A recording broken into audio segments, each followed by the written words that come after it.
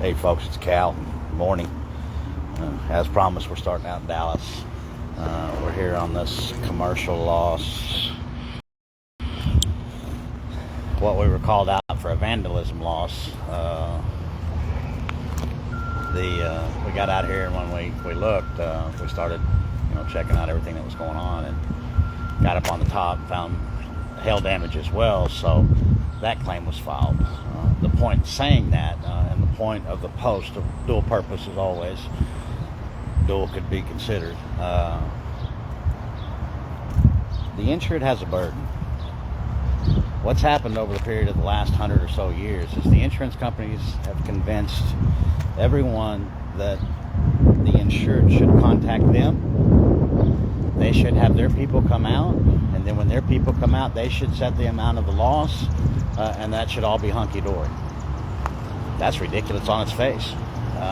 The guy that owes you the money should never be telling you. We all understand that's a conflict of interest.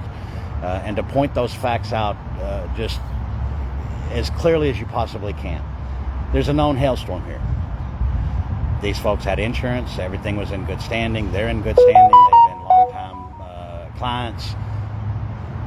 The insured had no duty. The insurance company had no duty to come out here and say, hey, we owe you some money.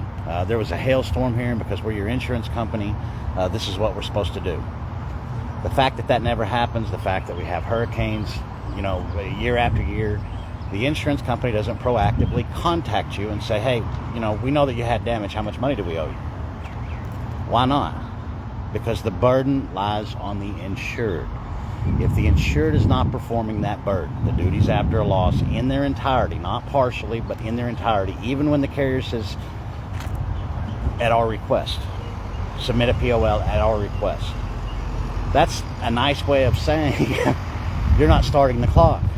You've not done anything, and you've not complied with the policy.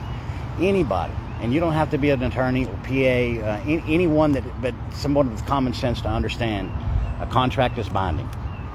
They signed a contract with you. You signed a contract with them. You funded it. They made a promise to you that if something would occur, and you fulfilled your duties, that they would fulfill the promise of the contract.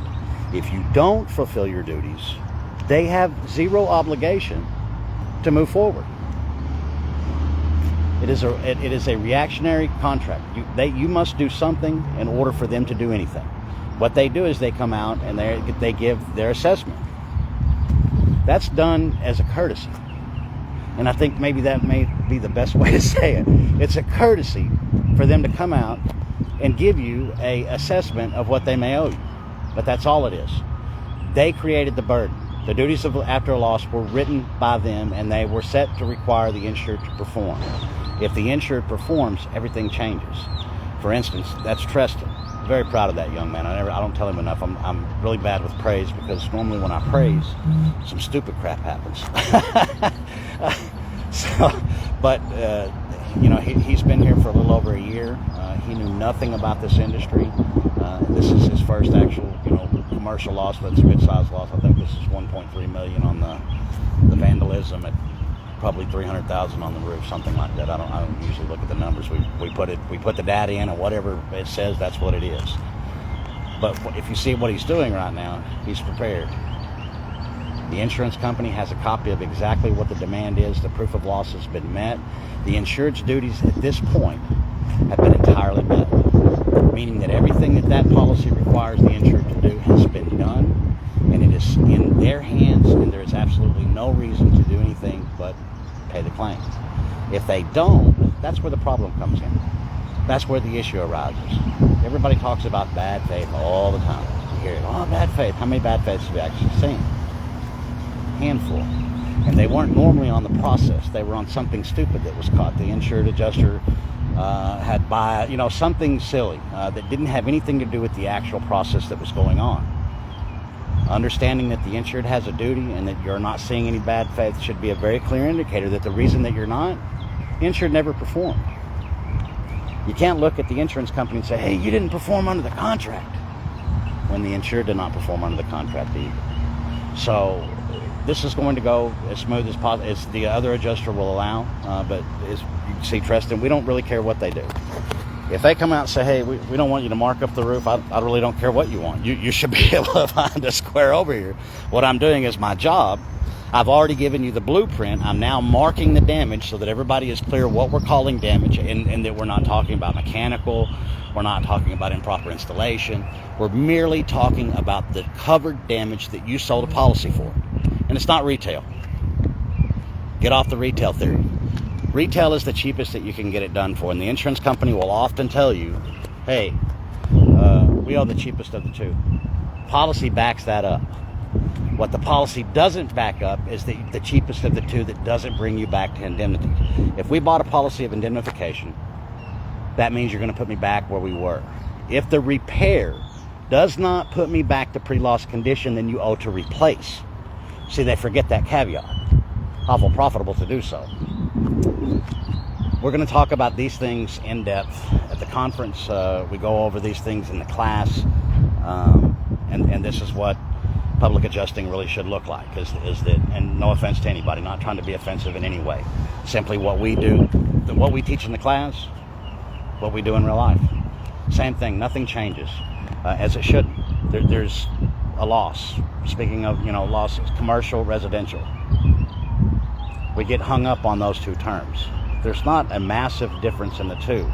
The biggest things will become in the mechanicals. The building is a building. It's got brick. It's got windows, siding, a roof, paint, everything that you would have on a residential structure. Your main differences are going to come inside of the mechanicals, electrical and plumbing and the HVAC. And if they got a boiler system, it becomes just a little bit more complicated, but nothing that you shouldn't be able to get worked through. We are going to be here today. We'll be in Tuesday in Abilene. I think we'll be over tonight at grand opening of Coastal Claims. We're going to welcome them to Texas with the big Texas welcome. And we're open Monday, and I'm not sure what's going on, but if you have something you want to look at, if you have some projects that you would like for us to take a look at, I'll walk in there right quick. They tore this building up. They got inside and did, and whoever did it was an electrician. There's tattletale. It's like somebody coming out on a hail damage claim on a car, and you walk out there and you look at it, and all the dings are symmetrical, like the end of a ball peen hammer. It's very evident to everybody but the person that did it. They think it looks like something that it does not.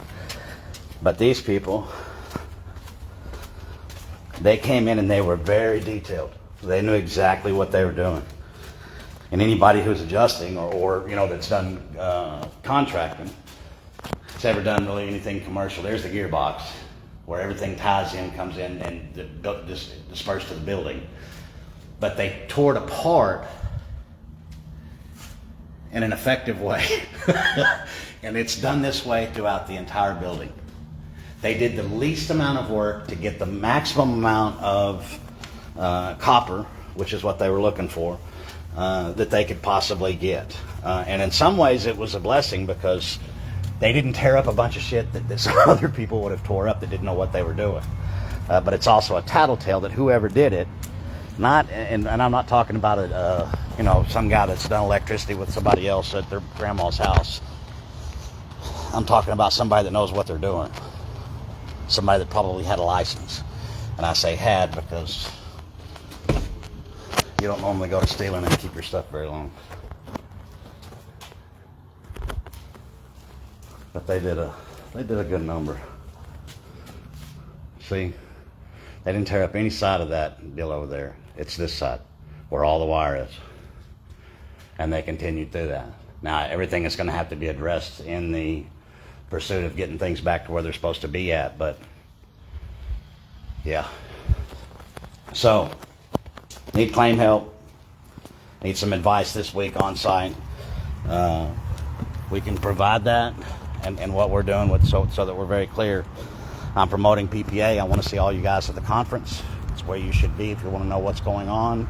You want actionable intel like we're just going over in this little scenario here. It will change the way you do things for the better.